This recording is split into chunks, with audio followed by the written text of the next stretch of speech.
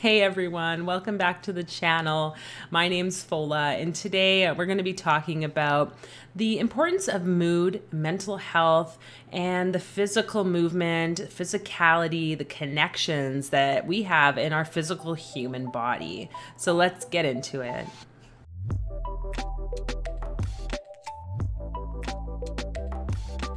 Before we get started, make sure you remember to hit the subscribe button, the little notification bell, so that you're updated on any future videos that I share.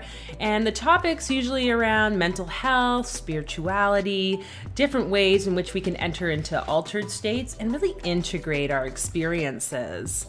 So this question came from a friend of mine. Her name's Marina. So thank you, Marina, for your topic suggestion. And really what Marina was asking was about the mind and the connection between the physicality and the mental health, and also including the social connection piece, which it seems like is missing for a lot of people right now. And I mean, I can't blame anyone with this whole restrictions that a lot of people are seeing coming and going from their life.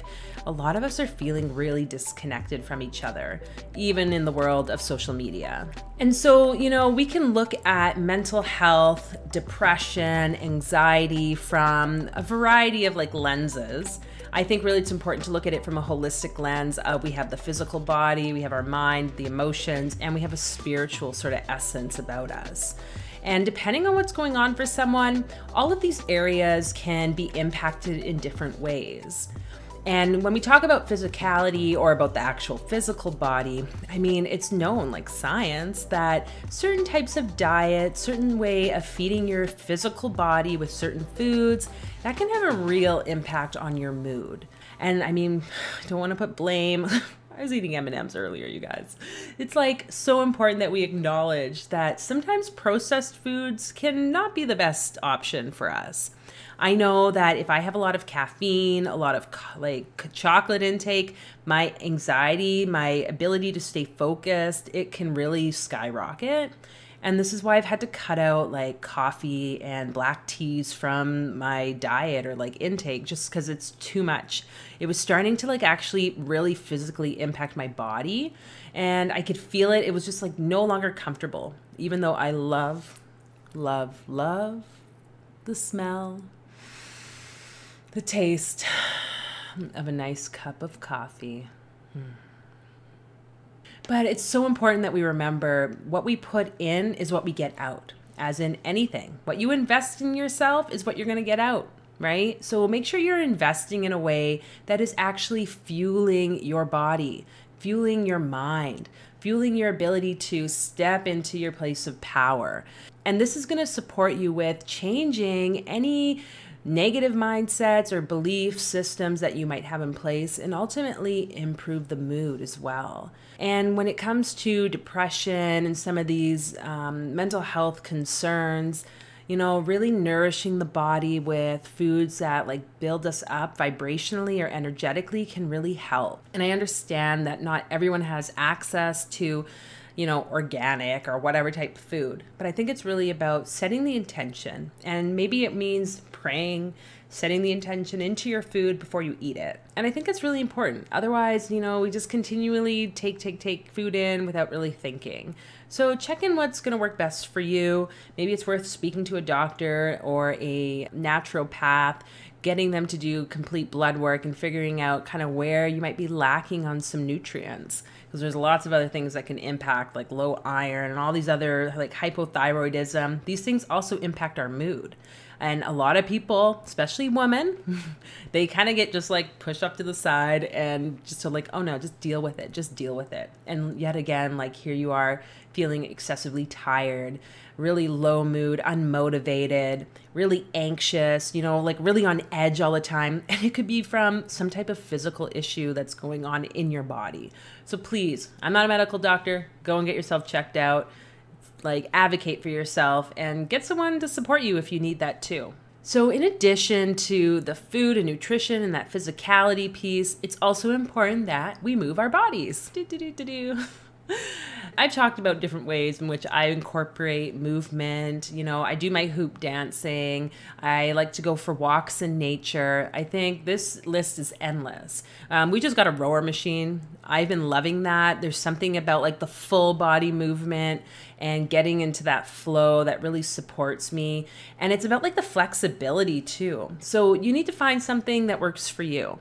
And maybe you start setting out a routine for yourself, like, 1 to 2 times a week. Doesn't need to be like hour-long sessions. Go with something that's gentle for your body.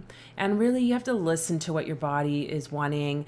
Don't try to go out and start lifting like 100-pound deadlifts because you used to do it like 5 years ago. Trust me, that ain't gonna work. But really, this is about like connecting to what your body is seeking out at that moment. And it might mean like you're kind of, or at least it might seem like you're taking a few steps back. But this is just really about moving the body. And some group that's on YouTube, actually, I'm going to tag them in here, Team Body Project. Like, they have been amazing. I've been doing some of their videos. I really enjoy like checking out their stuff. And I really love the motto they kind of have around like, really what exercise is about moving the body. And just their positivity just helps, because it's like, really, that's the ultimate goal. It's not about like trying to change ourselves or make ourselves look like perfect or in a certain way or weigh a certain amount of weight. It's about what feels good and acknowledging that you have this physical body and it's a gift, and nourishing and taking care of it is like the biggest gift. As soon as we can try to perceive that from that lens, I think that can be really helpful. And it kind of gets rid of a lot of the extra pressure of having to perform a certain way or be or look, and thus the depression, the anxiety, it just starts to go away. It's like, oh, I can actually love and accept myself in this moment, no matter what my faults are or what those perceived faults are from what society has told me. So it can be really, really beautiful. And I know in my experience, it has been hard. Like, I used to be like really big into working out.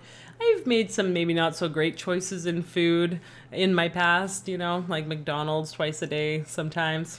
Whoops. Good old university days, right? But what I've learned is just accepting the body, allowing myself to flow, and to really like honor the cycles in which, there are weeks where I'm going to want to go hardcore. I can work out, go like for a run, do like a bunch of exercising, eat really well. And then there's other weeks where I'm just like, meh, I'm going to just chill here on the couch. And it's like, as women especially, I think we need to honor that, right? And really acknowledge it. And maybe that's where some of like the anxiety and that comes up for women, is this constant pressure to be and perform a certain way. About the social closeness and our mental health. I think, again, like right now we are in this time where people feel so disconnected. And even though we are like virtual online, like me talking to you right now, there's still this disconnection. We're not really in each other's physical space, and that can be super hard. And so I want to encourage you to just remember how important it is for us to connect. And when I say connect, it means like a deep, true connection. And in order for us to do that with another person or persons, like in a group, we need to start connecting internally to ourselves. We are not going to get the answers outside of ourselves. We're not going to get the advice from other people. It needs to come from inside. And we need to start to trust ourselves more.